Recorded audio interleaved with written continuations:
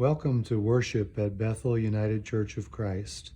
We hope that this will help you as you worship at home during this time. At this time, we invite you to join us in saying the 23rd Psalm. The Lord is my shepherd, I shall not want. He maketh me to lie down in green pastures. He leadeth me beside the still waters. He restoreth my soul. He leadeth me in the paths of righteousness for his name's sake. Yea, though I walk through the valley of the shadow of death, I will fear no evil, for thou art with me. Thy rod and thy staff, they comfort me. Thou preparest a table before me in the presence of mine enemies. Thou anointest my head with oil. My cup runneth over. Surely goodness and mercy shall follow me all the days of my life, and I will dwell in the house of the Lord forever.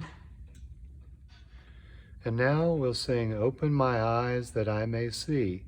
You may remember the words and sing along with us.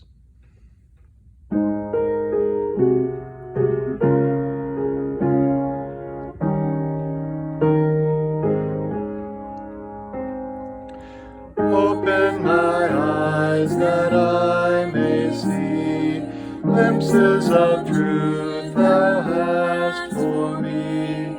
Place in my hands the wonderful key that shall unclasp and set me free. Silently now I wait for thee, ready, my God, thy will to see. Open my eyes, illumine me, Spirit divine.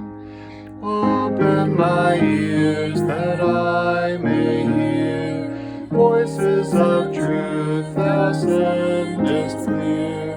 And while the wave notes fall on my ear, everything false will disappear.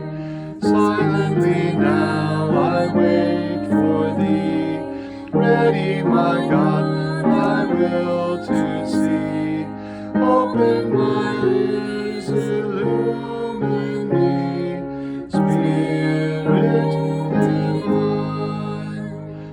Open my mouth and let me bear gladly the warm truth everywhere. Open my heart and let me prepare love with thy children thus to share. Silently now I wait for thee, ready, my God, thy will to see. Open my heart, illumine me, Spirit divine. Amen.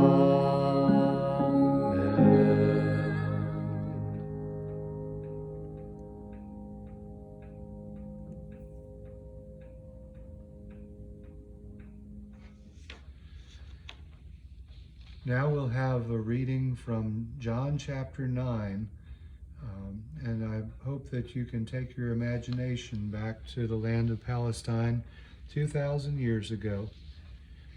As he walked along, Jesus saw a man blind from birth. His disciples asked him, "Rabbi, who sinned, this man or his parents, that he was born blind?"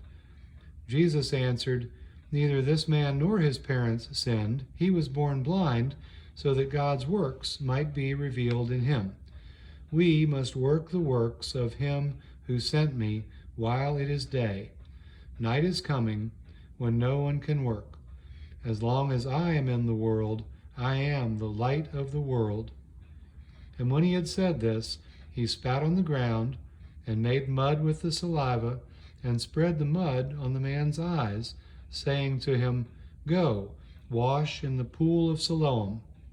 Siloam means sent. Then the man went and washed and came back able to see. The neighbors and those who had seen him before he began as a beggar began to ask, "Is not this the man who used to sit and beg?" Some were saying, "It is he." Others were saying, "No, but it is someone like him." But he kept saying, "I am the man." But they kept asking him, "Then how were your eyes opened?" The man called Jesus made mud, spread it on my eyes, and then said to me, "Go to Siloam and wash." And then I went and washed and received my sight. They said to him, "Where is he?" "I do not know." They brought him to the Pharisees, this man who had formerly been blind. Now it was a Sabbath day when Jesus made the mud and opened his eyes. And then the Pharisees also began to ask, "How did you receive your sight?" He put mud on my eyes, then I washed, and now I see. Some of the Pharisees said, "This man is not from God, for he does not observe the Sabbath." But others said, "How can a man who is a sinner perform such signs?" And the Pharisees were divided. So they said again to the blind man, "What do you say about him? It was your eyes he opened." He is a prophet. The Jews did not believe that he had been blind and had received his sight until they called the parents of the man who had received his sight and asked them, "Is this your son, who you say was born blind? How then does he now see?" His parents answered, "We know that this is our son, and that he was born blind, but we do not know how it is that now he sees, nor do we know who opened his eyes. Ask him. He is of age. He will speak for himself." His parents said this because they were afraid of the Jews, for the Jews had already agreed that anyone who confessed Jesus to be the Messiah, the Christ, would be put out of the synagogue. Therefore his parents said, "He is of age. Ask him." So for the second time they called the man who had been born blind, and they said to him, "Give glory to God. We know that this man is a sinner." I do not know whether he is a sinner. One thing I do know, that though I was blind, now I see. "What did he do to you? How did he open your eyes?" I have told you already, and you would not listen. Why do you want to hear it again? Do you also want to become his disciples? Then the Pharisees reviled him, saying, You are his disciple, but we are disciples of Moses. We know that God has spoken to Moses, but as for this man, we do not know where he comes from." Here is an astonishing thing. You do not know where he comes from, and yet he opened my eyes. We know that God does not listen to sinners, but he does listen to one who worships him and obeys his will. Never since the world began has it been heard that anyone opened the eyes of a person born blind.